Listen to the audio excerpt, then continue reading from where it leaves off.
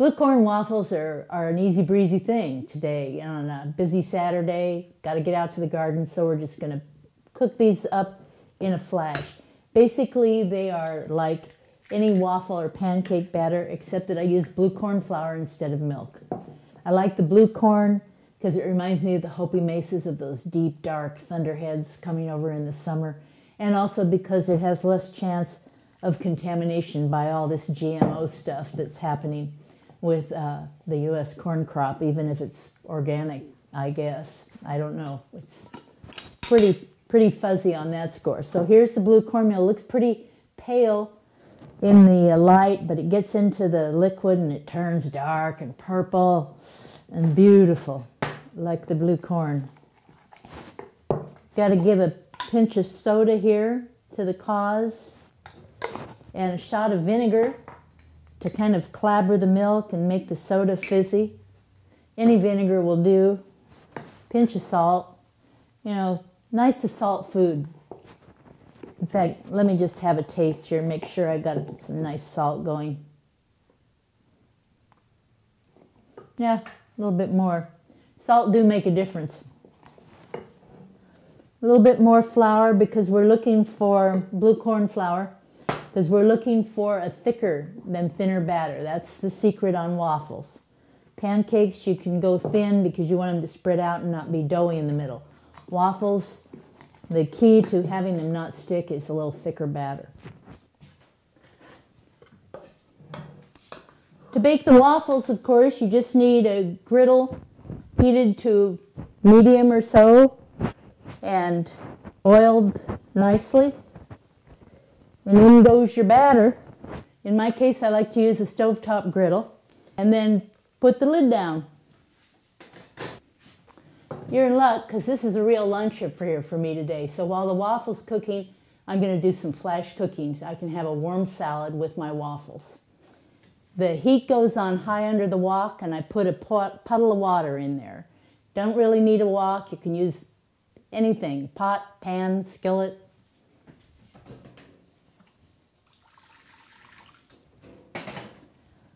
On how much water, it's so forgiving. You can do most anything you want. If you put more, you end up with a soup.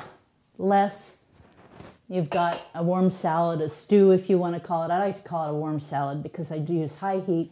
The vegetables are cooked just al dente, just enough to be lovely, but not enough to turn them into facsimiles of their former selves.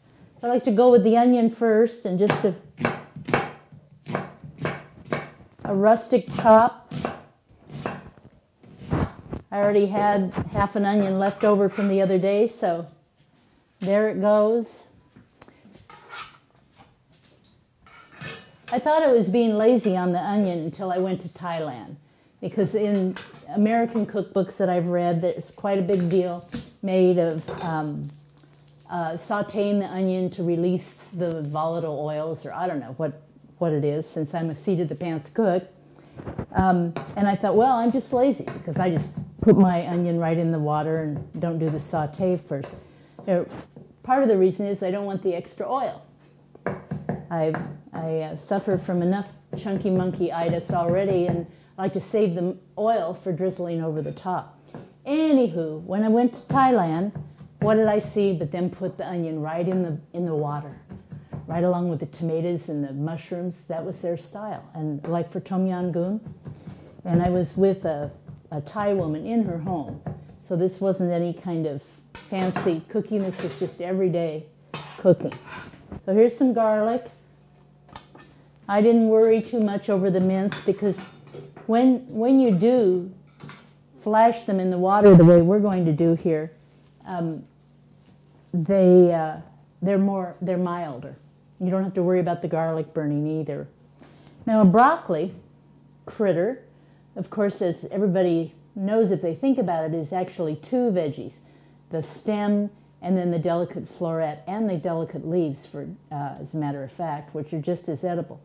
So you want to get the stems into the water first, right? So choppity chop, like the little nursery rhyme, remember, to market, or however it went. And, you know, you don't have to put too fine a point on things here. But, and see, we've got some action. And I don't have a fancy stove. This is just Grandma's old electric stove since I've inherited the house.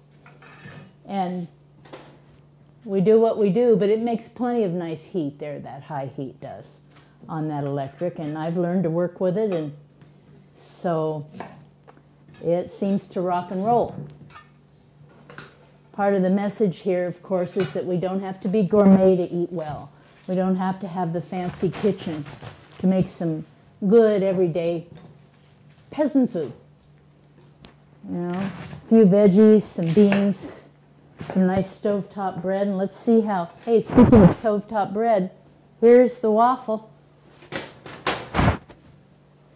See how it is? Nope, the other side's still sticking a little bit, so we've got to wait. You see, it wasn't perfect clear out to the edge. That's because it's just me here for lunch today, and that's all I wanted.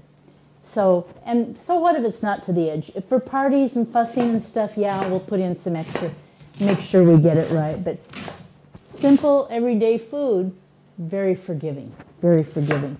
And what I mainly am interested in is that I get a little warm bread, you know, fresh warm bread to go with all my healthy stuff here. Into the cabbage, and there it goes. You can see we've got a nice steam happening here. I hope you can see. I could use some herbs, spices. Sometimes I do. Here, I'll put a little turmeric in to help the situation here today. Just give a pretty color a little bit. Not too much because I don't really want to turn it yellow. I haven't been on a spice roll lately. Sometimes I get on one, sometimes not. Here's some black mustard seeds. They're kind of fun in there.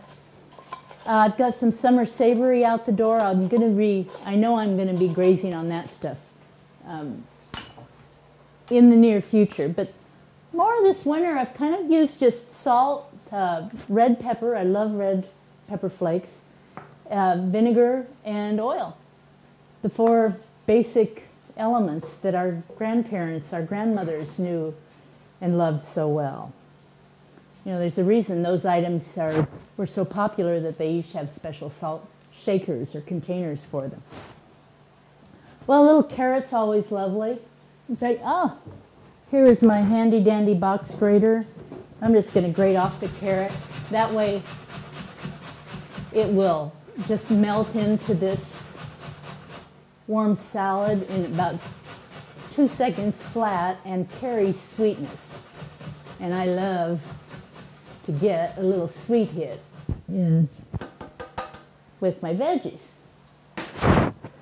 Better check the waffle. Got a waffle, all done, beautifully done. Here it is, gorgeous blue corn waffle.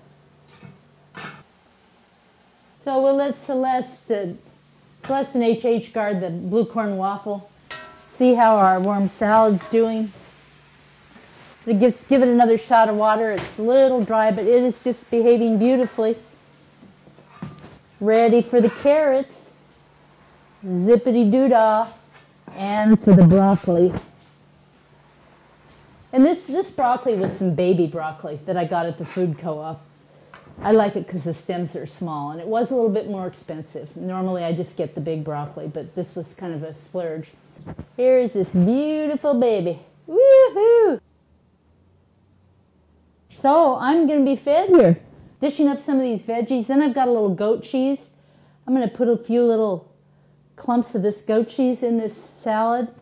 And I'm going to cover it with more veggies. Ooh-hoo, yes. You know what's going to happen to that cheese? Yeah. Be nice and melty. A little salt, a little red pepper, and then, of course, just break my sweet little polenta waffle. Put it on there. And we have got what's known in the vernacular, girls and boys, as a ticket to ride. Mwah.